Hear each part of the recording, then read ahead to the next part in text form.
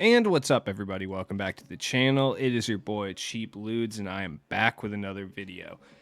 I will be your guide or your Scout Master through the Gauntlet in NBA 2K21 My Team. I dressed in a costume. Are you proud of me? I'm not drinking already. I hate everything. So the Gauntlet has dropped in NBA 2K21 My Team, the new Spotlight Sims. And I can only say this is the most painful experience you will ever deal with in 2K period. Like, this is atrocious. So let's start and look at every individual challenge. All right, so first off, for Alex Caruso, of all people, you have to win a 5-minute quarter Hall of Fame experience with 0 assists. Not a single one. 0 assists. Hope you like playing iso ball, because that's about the only way you're going to succeed in this challenge. Now, look, all things considered, this is probably one of the easiest ones, and that's actually depressing. So let's look over at what you have to do to get Chauncey Billups. 21-point Hall of Fame TTO. You have to record 2 team blocks. Here's the kicker. You can only use primary position point guards. Who are you playing, you might ask? Manute Bull, Yao Ming, and George Mirasan. 2 opals and a pink diamond. My God. So right off the bat, I mean, Grant Hill, Lamar Odom probably would be very helpful. If you have those guys, like, you got a decent chance. Wes Unsell's too short. Larry Bird is too white. He's not really going to be able to help you in any way, shape, or form on this journey. Chris Webber, maybe, but he's not really that good of a shot blocker either, so it's kind of hurts. Inferno Ben Simmons might be able to help a pretty decent amount. Like, you can definitely get some MT if you have Inferno Ben Simmons, because people are going to spend more on him for this challenge if they are looking to do it. Other than that, like, Vlade Divac would be a really cheap option. He is 7 foot tall, so he's going to at least have that going for him. Not much I can say other than that. Joakim Noah, once again, another card that's probably gone way up in price, but I guess we'll find that out. So I'm probably going to run realistically Joakim, forgot how to say it. I don't care. I just call him Noah. Him, Lamar Odom, and Vlade Divac, and just hope for the best. So right off the bat, I can tell you this one's not worth it. I don't even have to tell you what it is, because Jason Kidd's involved. Win the game. So it's a 21-point Hall of Fame TTO experience. Win the game. Each player on your team has to do 1 layup, 1 dunk, and 1 3-pointer. Actually, that's not that bad. It's Jason Kidd, so it's probably not worth it, but it could be worse, and it will get worse. I promise. We will journey into what I can only describe as the deepest recesses of sweat on this journey through the Gauntlet Spotlight Sims. Here we go. Win the game and record 11 dunks with a player in a 21-point Hall of Fame TTO experience. I hope you like speed boosting. I hope you know how to do it, because that's the only way you're getting that done. Now to get John Collins. Win the game and prevent your opponent from scoring a single point in the paint in a 21-point Hall of Fame TTO game. Now, here is where things get interesting, right? You can use centers only, which is great. Use your most athletic, biggest centers, realistically. Here's the problem, though. Like, in theory, if you just paint sit, they'll probably just shoot a bunch, which they're going to score, but they're not going to score in the paint, right? Here's the problem. John Wall, Russell Westbrook, and Derrick Rose all do that super ridiculous, kind of, especially on next gen, do that 360 over the head layup that's impossible to contest and impossible to block. So this is going to take some attempts here. As far as centers, man, I mean, just use whoever you have. Like Bull, I guess, but he will get beat sometimes too. So next up, win the game without committing a foul. Hall of Fame 5-minute quarters to get Rajon Rondo. Now, in theory, once again, this doesn't sound that hard. Take into account, however, that 2K has programmed their game to be as realistic as possible in relation to how the CPU basically operates and how they act, right? Unless they dial the foul sliders down, which I feel like they didn't do, because while you're playing a 5-minute quarter game or like a standard 2K game, the CPU will periodically, they will foul to simulate a real NBA experience. So through no fault of your own, you're probably going to lose that challenge. Just be prepared. To get Richard Hamilton, win a game, score 40 points with a player, and do not allow any player on your team to play more than 10 minutes. That's actually not that hard. Like, consider it still sucks, but it's not that bad. I guess. Yeah, it's not terrible. Win the game and make 15 3-pointers with one player. Yeah, not terrible. Pau Gasol's not really the greatest reward. I like how they made all the easiest ones for like the worst reward players. Not like Pau Gasol's terrible. Like if you need a big man, he's not bad, but like him and Jason Kidd have the easiest ones. Win the game while using 13 original owner cards. Hopefully you open packs this year. Sorry, no money spent, guys. You can't get Detlef and therefore cannot get Taco. Using only centers, win the game and make 7 3-pointers. Easy enough. Just every center at this point realistically shoots threes. So even the guys who are the cheapest, like Danny Granger is pretty cheap, or Bob McAdoo, who you can pick up for free if you grinded, or Nurkic or Julius Randle, who are also free, or Dino, who's really cheap, same with Murasan. Most centers can shoot threes at this point, so just use the players of which you're most comfortable with.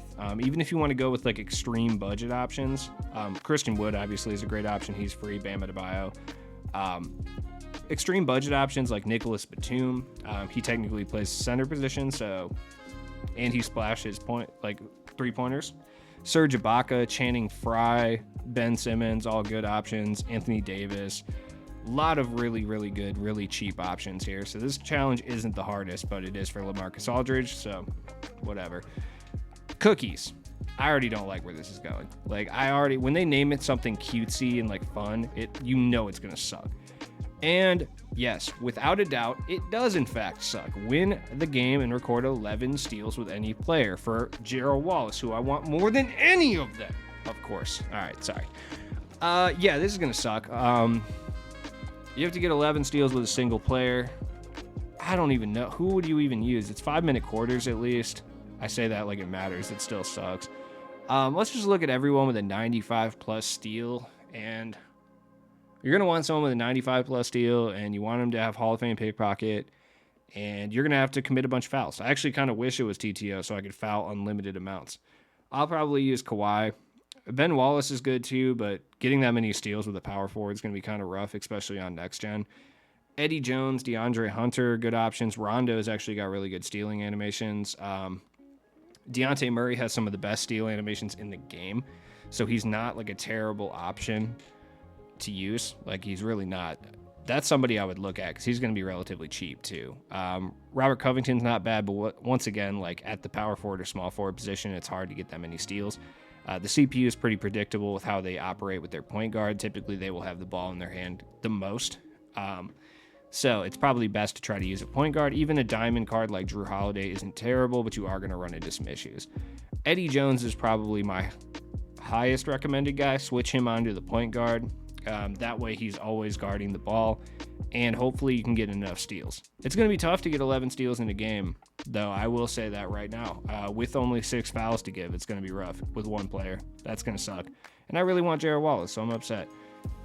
Day 1 legend, well, Week 1 legend, Allen Houston is back. Win the game and score 37 points with a player in 12 minutes of gameplay or less. So 3-minute quarters, you basically just have to keep the guy in the whole time and score 37 points. Not terrible, but it is on Hoff. Remember, they're on Hoff, so that's bad. Hall of Fame, 5 minutes, win the game and record at least 20 second chance points with a player. God, okay, use your biggest center and just hope. Use your biggest center, do not run Hawks freelance and just chuck threes and just hope he grabs rebounds. That's like the best way I can describe to do that. Doesn't matter who you use, somebody who's like over 7 feet tall and can grab boards. Win the game in 3 minutes or less to get Marc Gasol. If your threes fall, you get it done. If not, you don't. I don't know. Without attempting more than 8 shots, win the game by 8 points or more to earn Walt Frazier. Okay, so you basically have to shoot threes, right? You can only miss one single three. And if you miss more than 1 3, restart because you're not going to win. And then also they throw in the win by 8 points or less or more anyway, which is just like an extra middle finger. For what reason? I don't know. This is the one. This is my favorite personal one. Invincible face-off. So you know they are invincible cards that you're going up against. A lot of Dark Matters and Invincibles. Win the game using only gold players or lower to earn Richard Jefferson. On Hall of Fame, 5-minute quarter 5v5. This is the worst. Like, this is the worst.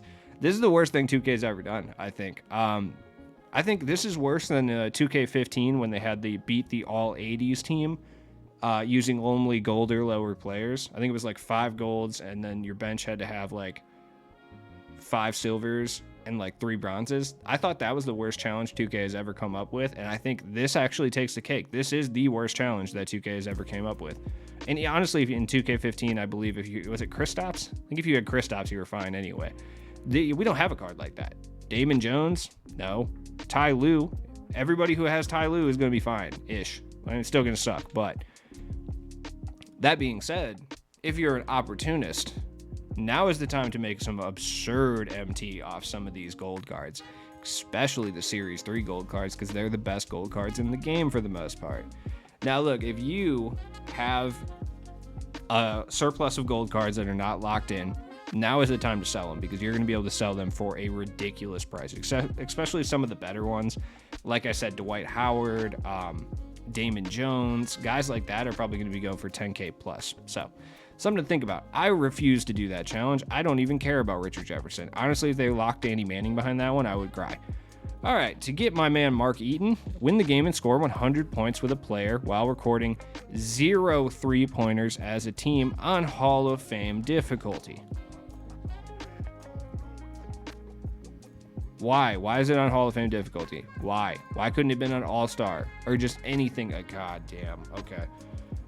Win the game and make 15 free throws as a team. Once again, sounds pretty easy to get Sean Marion, but the CPU is very inconsistent with when they're going to foul. Sometimes they foul a lot, sometimes they don't, so it just depends. You just have to get lucky. Win the game by 68 points on pro difficulty. To get Nate Thurman.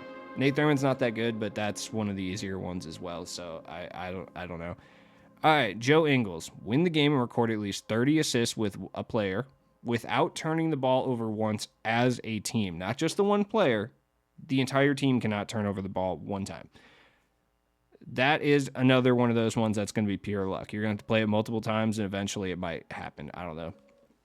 Another pure luck one to get Peja. Win the game and make exactly 7 3-pointers with a player while shooting 100% from 3. That one's pure luck. You're just going to have to green 7 shots or hope a white goes in. That's it. To get Sabonis, 20-20-20 stat line. I don't even know what to say about that. I have no idea, dude. It's going to suck. It's not as bad as some of the other ones, but it's pretty trash. Okay, deny the invincible, so you know that's not good already. Win the game and prevent an opposing player from scoring 10 points using Ruby cards or lower on Hall of Fame difficulty for 5-minute quarters. And this is how you get Cam Reddish, who is easily the best and most hyped card out of all the cards that were released today. Yeah, this sucks, dude. All right, let's just take a look here. There is an absurd amount of MT to be made off of these Ruby cards, by the way. Like, guys like Thaddeus Young are probably going for 10K plus at this point, so just know that.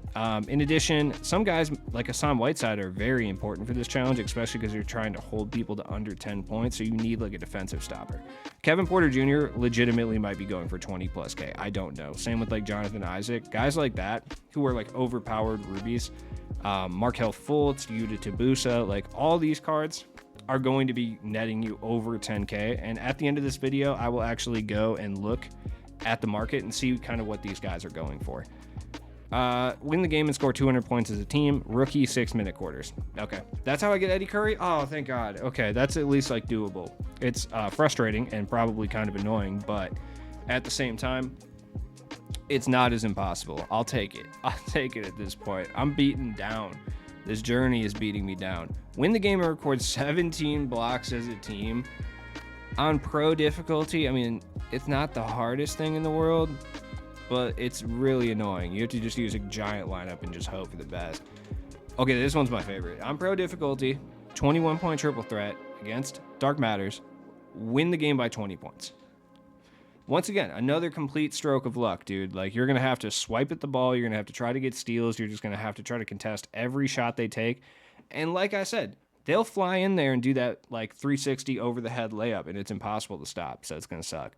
Win the game and record 55 rebounds with one player. That's 5-5. 55 rebounds. I mean, all-star 7-minute quarters. Yeah, okay, so you're going to have to use a massive center, right? Not only that, next to him at the power forward position, you're going to have to put someone little who doesn't rebound. You don't want this man getting any of his rebounds stolen. Win the game by 3 points while allowing your opponent to score 20 points. Once again, this one's not hard. It's just a luck-based one. And this is how I get Terry Dissinger. Motherfucker. All right. So, yeah, it's just luck-based. You're going to have to let him get up to 20. It's going to have to be tied 20-20. Then you're going to have to hit a 3. It's going to be like one of those experiences. So hopefully you can get yourself up to 20 and then just let them score a few times and get it done. Win the game and prevent your opponent from scoring any fast break points while limiting them to 40 points or less. This is how I get Reggie Lewis. God damn it. Why do all the cards I want have to be so annoying? All right. You're just going to have to make all your shots. And, dude, I don't know. That's just another pure luck one as well. Win the game and make 9 3-pointers with one player while shooting 100% from 3 and only attempting 9 threes as a team. So you're going to have to pick your one player, whoever that is, that you're most comfortable with. As soon as you miss a 3-pointer, you're just going to have to restart. And I would try to get it done in the first quarter. That way you do not have to worry about it for the rest of the game. That's how I would do it. So let's go look at some of the Ruby cards here. Controller.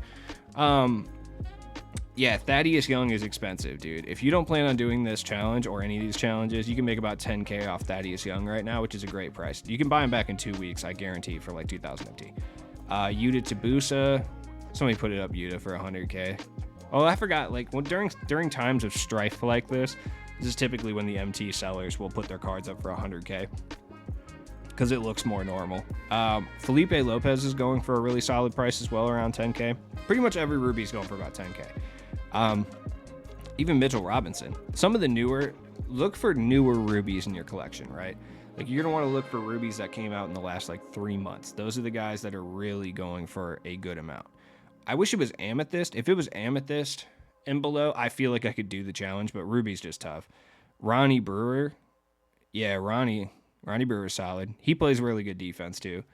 You're telling me Mike Miller's fetching 20K out here? Which one of you is buying Mike Miller for 20K? Tim? Is that you? Jarrett Jack? I mean, if you still have a rare non-Evo Jarrett Jack at this point, you can get 10K. Tony Roden, he plays good defense. What's he going for? 5K? Yes, sir. I will definitely get rid of him for 5K. Killian Hayes I'll probably end up using because he plays good defense. I'm not going to sell him. Nah, I'll keep him. Kyle Anderson I will also use because he plays good defense. Fred Hoiberg I will never use. If somebody buys my Fred Hoiberg for 21K, I will be astounded, and it will also be hilarious. I'm going to do like a full market video later and just see what all these people are going for. I was about to say, there are no Ursons in the mix. Like, oh, 16K for Urson. Deuces. Bye. Yeah, dude, there's so many Ruby cards that you can make so much MT. You can make hundreds of thousands of MT if you didn't sell all your Rubies already. Like, no joke. Like, you could. Every Ruby is going from roughly between...